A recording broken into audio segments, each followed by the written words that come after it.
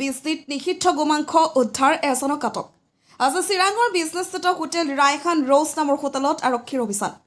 বিজনী আৰক্ষীৰ অভিযানত নিষিদ্ধ গোমাংস উদ্ধাৰ হয়। বিজনী আৰক্ষীৰ এক গোপন খবৰৰ ভিত্তিত বিজনী সুবাইছৰ পথত অৱস্থিত হোটেল ৰায়খান ৰ'জ নামৰ হোটেলৰ পৰা 9 কেজি গোমাংস মাংসপূৰ্ণ 2টা চোলা 2টা চিলিণ্ডাৰ জব্দ কৰে। বিজনী থানাৰ ভাৰপ্ৰাপ্ত আৰক্ষী বিষয়া আদিত্য দেউৰীৰ টাউন দাৰোগা বিশাল বণিকৰ নেতৃত্বত এটা আৰক্ষী দলে অভিযান চলাই নিষিদ্ধ মাংস উদ্ধাৰ কৰাৰ লগতে 8,600 টকা হোটেলৰ ভিজিটিং কাৰ্ড জব্দ কৰে আৰক্ষীয়ে।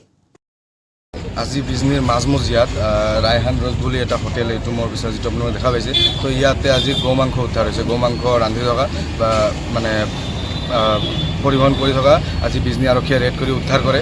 তো আজি বিজনী আৰক্ষীয়ে এই ধৰণৰ যিটো কাম কৰে তাৰ কাৰণে সঁচাকৈ সুনাম কৰিব লাগে। আমি বহুত দিন ধৰি এইটো ইনফৰমেশ্যন পাই আছিলোঁ, তো বহুতখিনি চেষ্টা কৰি আমি জব্দ কৰিব পৰা নাছিলোঁ। তো আজি ৰাষ্ট্ৰীয় বজৰং দল আমি চিৰাং জিলা সমিতিৰ পৰা এটা বস্তুৱে অসম চৰকাৰক এটাই দাবী জনাইছোঁ যে এনেকুৱা ধৰণৰ যিসকলে আমাৰ গৌ মাতাক হত্যা কৰি এনেধৰণৰ কাৰ্যকলাপ কৰি আছে, এনেকুৱা এটা হিন্দু জনবহুল এৰিয়াত এই ধৰণৰ কাৰ্যকলাপ কৰি আছে, তেখেতসকলে উচিত ব্যৱস্থা কৰিব লাগে আৰু এনেকুৱা যিবোৰ ৰেষ্টুৰেণ্ট বা হোটেল আছে গোটেইখিনি ভাঙি চুৰমাৰ কৰি দিব লাগে।